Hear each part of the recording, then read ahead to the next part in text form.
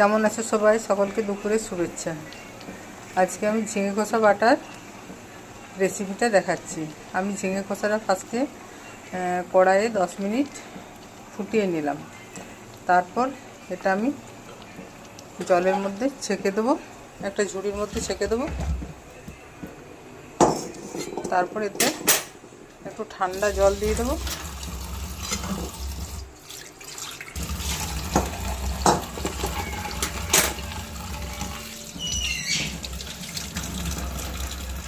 তারপর এটা মিক্সির মধ্যে কালো জিরেটা আমি আগের থেকে একটু জল দিয়ে ভিজিয়ে রেখেছি, বাটতে যাতে সুবিধা হয়। আর এই কয়েক কোয়া রসুন আর ছোট্ট একটা টমেটো, আর লঙ্কাটা ঝাল আছে মোটামুটি, তাই একটাই লঙ্কা দিলাম, কাঁচা লঙ্কা। আর এর মধ্যে দিয়ে দিলাম এই ঝিঙে খোসাগুলো। এগুলো সব দিয়ে ভালো করে মিক্সিতে পেস্ট করে নেব। এই যে সব জিনিসগুলো পেস্ট হয়ে গেছে, কালো জিরে, রসুন, কাঁচা লঙ্কা, টমেটো, ঝিঙে খোসা সুন্দর পেস্ট হয়ে গেছে। এরপর আমি কড়াইয়ে তেল দিলাম। তেলটা বেশি দিলে বেশি টেস্টি হয়, যেহেতু আমি বেশি তেল দেবো না, কারণ ওর বেশি তেল খাওয়া চলে না। এবার তেলটা গরম হলে এই গরম হয়ে এসছে, আমি এই যে ঝিঙে কষা বাটাটা এর মধ্যে ঢেলে দিই।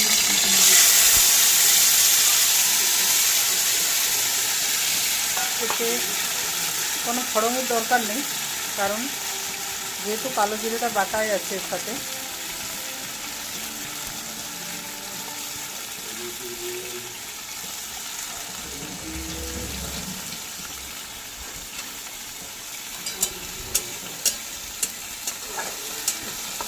এটা তো সবই দেওয়া আছে এরকম, তার কোনো মশলার কিছু দরকার নেই। শুধু নুন আর মিষ্টি দিলেই হবে। এতে কিন্তু মিষ্টি দিতে হবে, মিষ্টি না দিলে কিন্তু ভালো লাগবে না, আগেই বলে দিচ্ছি।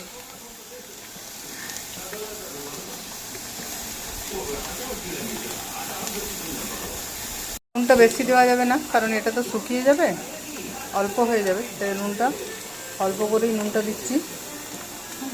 আমি নুন হাতেই দিই, আগেই বলেছি তোমাদেরকে। নুনটা অল্প করে দিলাম, আর চিনি দিলাম অল্প করে। একটু মিষ্টি মিষ্টি হলে আমার ছেলে খেতে বেশি ভালোবাসে। ব্যাস, আর কোনো মশলা নেই এতে, যা বাটার বেটে দেওয়া হয়েছে। এরপর একটু শুকনো শুকনো করে নামিয়ে দিতে হবে।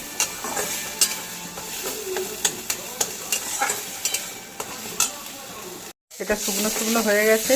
এই দেখো বন্ধুরা, এটা ভাতের প্রথম পাতে, গরম গরম ভাতে খেতে খুব সুন্দর লাগে। আমার এই ছোট্ট ব্লগটি যদি ভালো লাগে তাহলে লাইক কমেন্ট করো। রাখছি বন্ধুরা, ভালো থেকো সবাই।